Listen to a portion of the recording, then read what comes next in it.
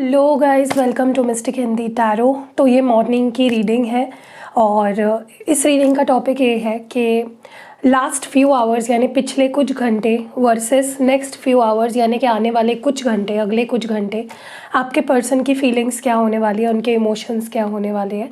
But फिर भी ध्यान रखिएगा कि एक जनरल, टाइमलेस और कलेक्टिव रीडिंग है। अगर आपको पर्सनल रीडिंग लेनी है और अगर आपको पर्सनल हीलिंग रिचुअल करानी है अपने रिश्ते के लिए, या फिर आपको क्रिस्टल प्रोडक्ट्स कोई भी लेने हैं अपने रिश्ते के लिए, तो रीच आउट टू मी। मेरा नंबर आपको इस वीडियो की शुरुआत और एंड में या फिर डिस्क्रिप्शन बॉक्स में मिल जाएगा, या पहले कमेंट में तो हमेशा मैं डाल देती हूँ नंबर।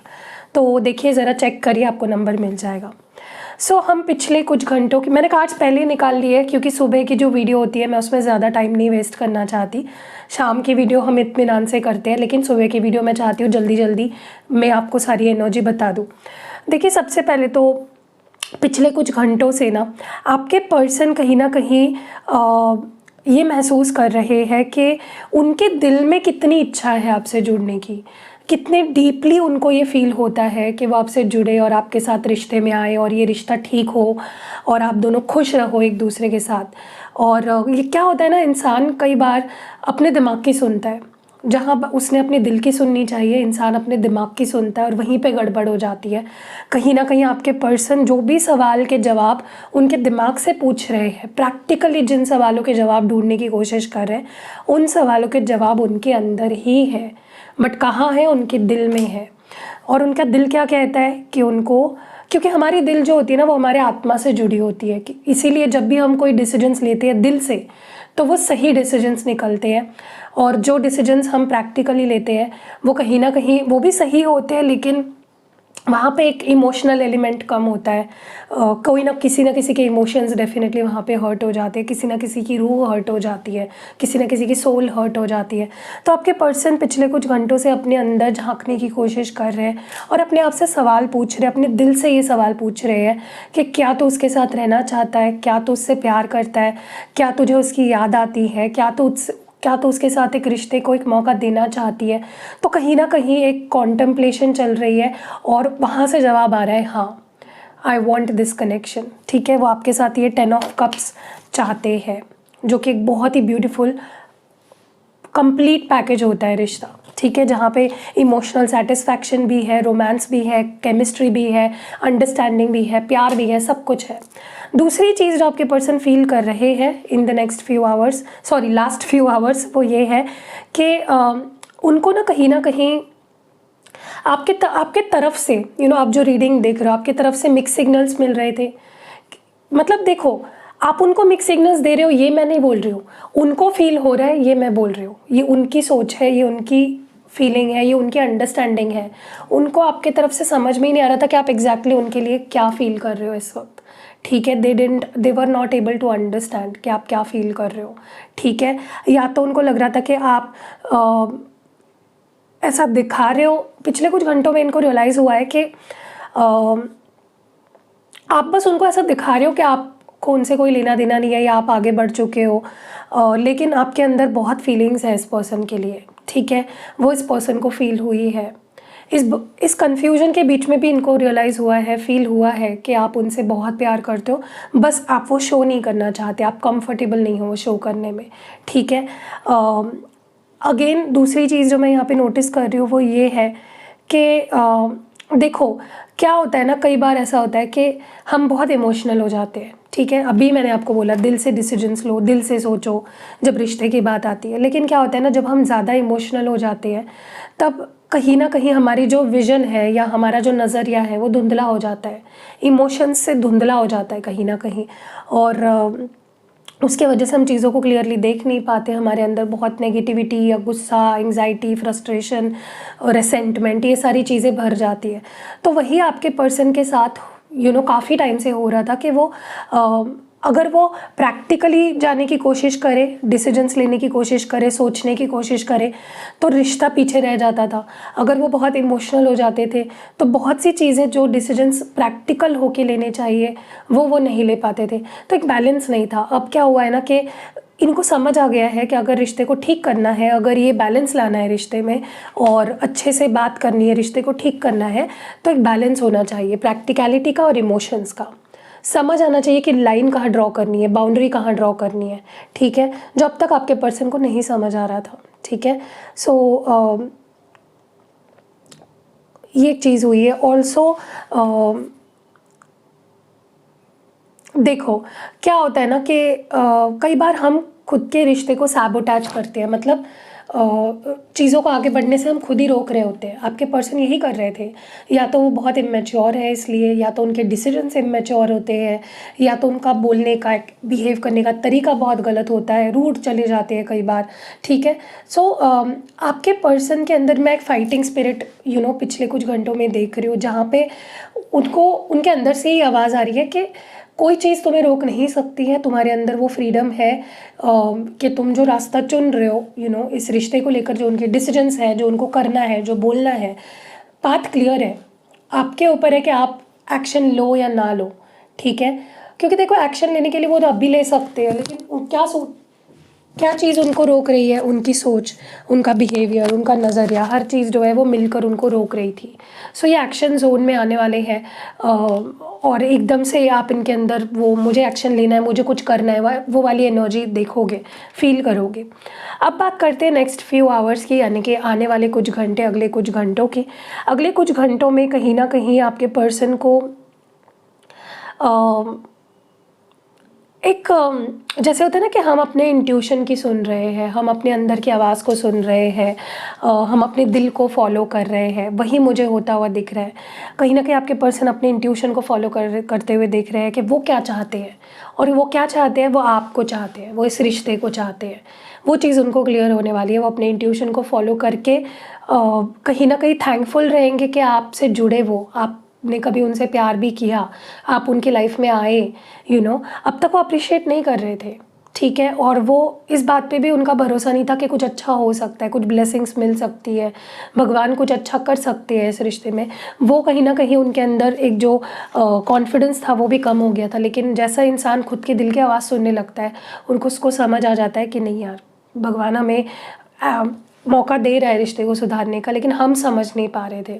और जब इंसान अपने इंट्यूशन को फॉलो करने लगता है, तब वो सही रास्ते पे चलने लगता है। दूसरी चीज़ मैं देख रही हूँ कि देखो ये पर्सन ना सिचुएशन को एक्सेप्ट ही नहीं कर रहे थे कि ठीक है हमारा झगड़ा हुआ है, मैंने गलती करी है, प्रॉब्लम्स हुई हैं। उस चीज़ को वो कहीं ना कहीं भगवान बार बार उनको ये एहसास दिला रहे थे कि तुम यहाँ गलत गए, तुम ये करो, तुम यहाँ सही हो, तुम वहाँ गलत हो। उनको गाइडेंस बार बार मिल रही थी, या तो आप के ज़रिए मिल रही थी, या आप उनको बता रहे थे बार बार कि तुम यहाँ गलत हो, तुम ये सही कर लो, तुम मेरी ऑफ़र एक्सेप्ट कर लो।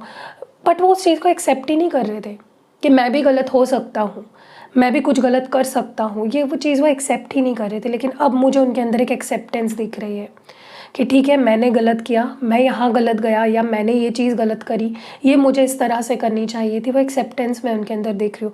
और मैंने पहले भी बताया है रीडिंग्स में कि जब आप एक्सेप्ट कर लेते हो कि मेरी वजह से प्रॉब्लम हुई है, वहीं पर आप आधी जंग जीत लेते हो, वहीं पर आप चीज़ों को ठीक करने की पहली जो शुरुआत हो जाती है। नेक्स्ट चीज़ जो मैं यहाँ पे देख रही हूँ वो ये है कि भरोसा, विश्वास, ये एक ऐसी चीज़ है ना जो किसी भी रिश्ते को बना सकती है या तोड़ सकती है। अगर भरोसा नहीं है उस पर्सन पे या उस रिश्ते पे, उस रिश्ते के फ्यूचर पे, कुछ ठीक हो सकता है इस बात पे, तो वैसे भी मतलब ख़त्म ही है रिलेशनशिप। बट अगर आप भरोसा रखते हो, उम्मीद रखते हो, हिम्मत रखते हो, ताकत रखते हो, सामने वाले पे ट्रस्ट रखते हो, तो वहीं पे आपने आधी जंग जीत ली। और आपके पर्सन कहीं ना कहीं ये बात समझने वाले हैं in the next few hours. वो बहुत सेल्फ रिफ्लेक्शन करेंगे कि कहाँ उन्होंने आपको अपना स्पेस नहीं दिया, कहाँ उन्होंने आप पे ट्रस्ट नहीं किया, या कहाँ उन्होंने इस रिश्ते के ऊपर ट्रस्ट नहीं किया, कहाँ ऐसा हुआ कि उन्होंने रिश्ते को बस छोड़ दिया, गिव अप कर दिया।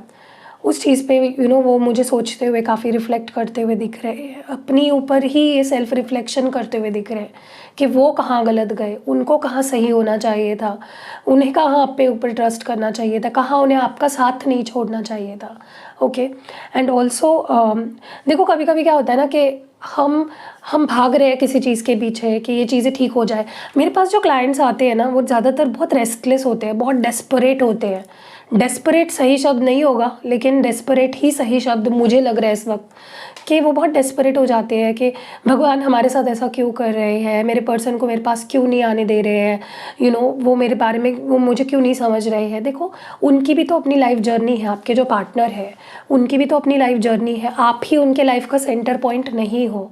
उनके कर्मास, उनके दूसरों लोगों के साथ कर्मा, उनकी अपनी लाइफ स्टोरी है।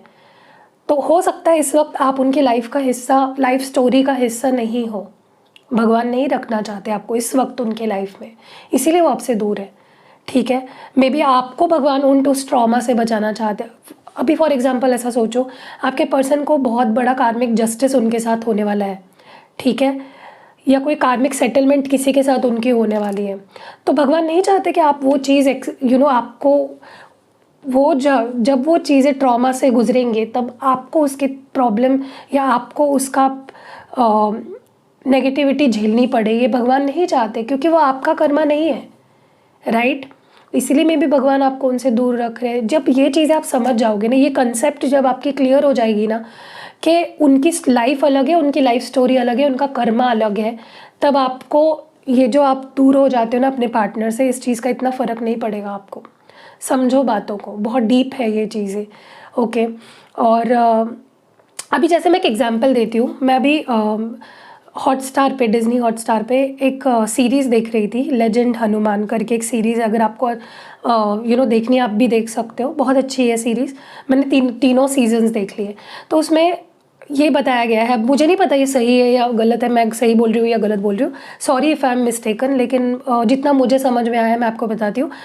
हनुमान जी जो थे ना, उनसे उनकी शक्तियाँ कहीं ना कहीं छीन नहीं ली गई थी, लेकिन उनको याद ही नहीं था कि कुछ मतलब बहुत लंबे समय तक, वो बड़े हो जाने तक, कि उनके पास कोई शक्तियाँ है, ये उनको पता ही नहीं था, ठीक है। और ये भगवान ने ही किया था कहीं ना कहीं, ताकि वो अपनी शक्तियों का गलत इस्तेमाल ना करे, क्योंकि वो थोड़े से अल्लड़ थे, थोड़े से नासमझ कह सकते हैं, बहुत नॉटी पर्सनालिटी थे हनुमान जी बचपन से।